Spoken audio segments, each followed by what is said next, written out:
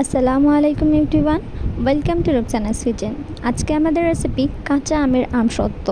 যেহেতু এখন চারিদিকে কাঁচা আমের সমারোহ, সেই জন্য এই কাঁচা আমের সমারোহে বানিয়ে ফেলুন এরকম সুস্বাদু আর টেস্টি টক ঝাল মিষ্টি কাঁচা আমের সত্ত্ব।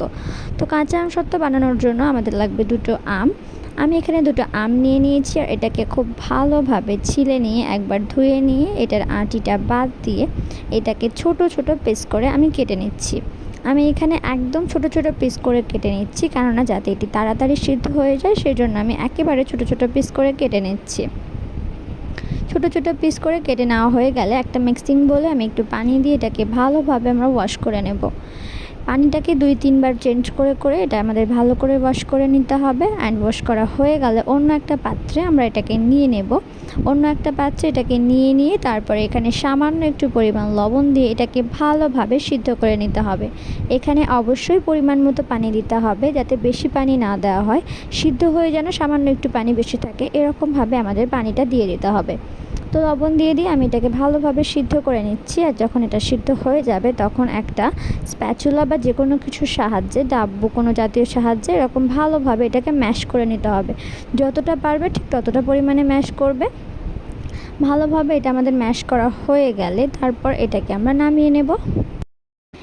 নামিয়ে নেওয়ার পরে একটা স্ট্রেনার বা যে কোনো কিছু দিয়ে এটা আরেকটু ভালোভাবে ম্যাশ করে নেব। আমি এখানে ভালোভাবে ছাঁকছি না, যেহেতু আমটা এখন আটিতে পরিণত হয়নি, সেই জন্য এখানে কোনো খিচ্ছে বা কোনো কিছুই নেই।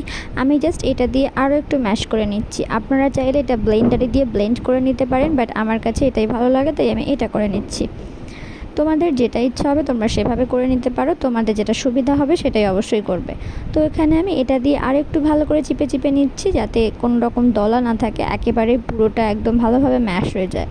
এরকম করে নেওয়ার পরে আমি এটা আরও একটা পাত্রে ঢেলে নেব। ঢেলে নিয়ে এটাকে আমাদের খুব ভালোভাবে জাল করে নিতে হবে।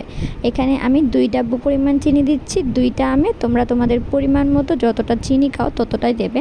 এটা একদমই টক ঝাল আর মিষ্টি হবে। পুরোটা মিষ্টি, পুরোটা টক, পুরোটা ঝাল একেবারেই নয়, জাস্ট টক ঝাল মিষ্টি আমসত্ত্ব হবে। আমি এখানে কোনো কালার ব্যবহার করব না, সেই জন্য দেখতে অনেকটা পাকা আমের মতো লাগবে। কালার ব্যবহার করতে পারো এই স্টেপে, তাহলে এটা সবুজ হবে, বাট আমি কোনো রকম কালার ব্যবহার করছি না। তারপর এখানে দিয়ে দিচ্ছি চিলি ফ্লেক্স। তোমরা কতটা ঝাল খেতে পছন্দ করো সেই হিসাবে তোমরা পরিমাণ মতো চিলি ফ্লেক্স দিয়ে দিতে পারো। আমি যতটা পরিমাণ 2-3টা মতো লঙ্কা একটু পুড়িয়ে নিয়ে এটাকে দিয়ে দিলাম। তো তোমরা অনেকেই হয়তো বলবে যে কাঁচা আম সত্ত্ব সবুজ হয়, এটা একেবারেই ভুল। এটাতে অনেক ইউটিউবার বা তোমরা অনেক ইউটিউবে দেখে থাকবে যে এখানে সবুজ ফুড কালার ইউজ করা হয়। আমি এখানে একেবারেই ফুড কালার দিচ্ছি না।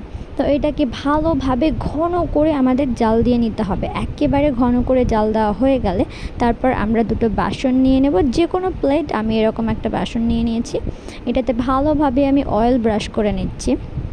অয়েল ব্রাশটা অবশ্যই করতে হবে, যে কোনো অয়েল তোমরা ভালোভাবে একটু ব্রাশ করে নিয়ে জাস্ট এটাকে এরকম দিয়ে দেখো এতটাই ঘন হয়েছে যে এক জায়গায় দিয়ে দেওয়ার পরে এটা বসে যাচ্ছে, এতটাই ঘন করতে হবে। তো আমি এরকম ভালোভাবে এটাকে দিয়ে দিচ্ছি আর একটা স্প্যাচুলার সাহায্যে এটাকে জাস্ট একটু সমান করে নিয়ে ভালোভাবে হাত দিয়ে ঝাঁকিয়ে আমি এটাকে জাস্ট সমান করে নেবো একেবারে।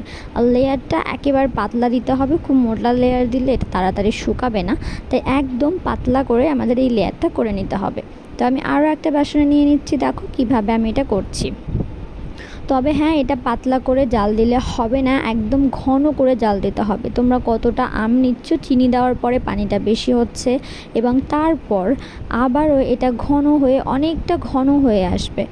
সেরকমভাবে তোমরা বুঝতে পারবে যখন তোমরা জাল করবে। তো এটাকে রৌদ্রে আমি সারাটা দিন রেখেছিলাম, একদিন পুরো গোটা দিন রৌদ্রে রেখেছি আর এটা একেবারে শুকিয়ে গিয়েছে। এবারে একটা ছুরি দিয়ে আমি ভালোভাবে এটাকে চারপাশ থেকে ছাড়িয়ে নিচ্ছি।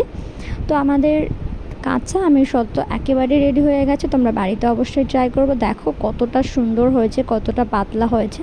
রৌদ্রে জাস্ট একটা দিন রেখে দিলেই হবে। এখন যেহেতু খুবই গরম, সেই জন্য একদিন বা একটা বেলা রেখে দিলেও জাস্ট যথেষ্ট।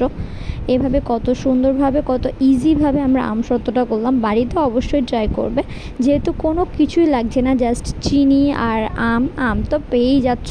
এখন তো বাড়িতেই আম গাছ।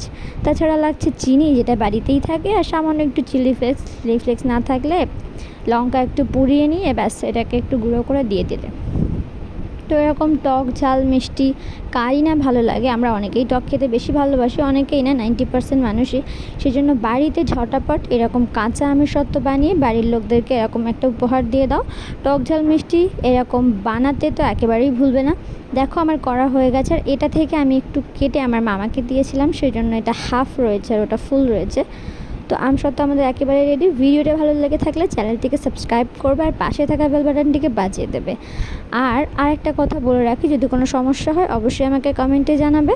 ভালো থাকবেন। ভিডিওটা আজকে এই অবধি। আসসালামু আলাইকুম। সবাই দোয়া করবেন।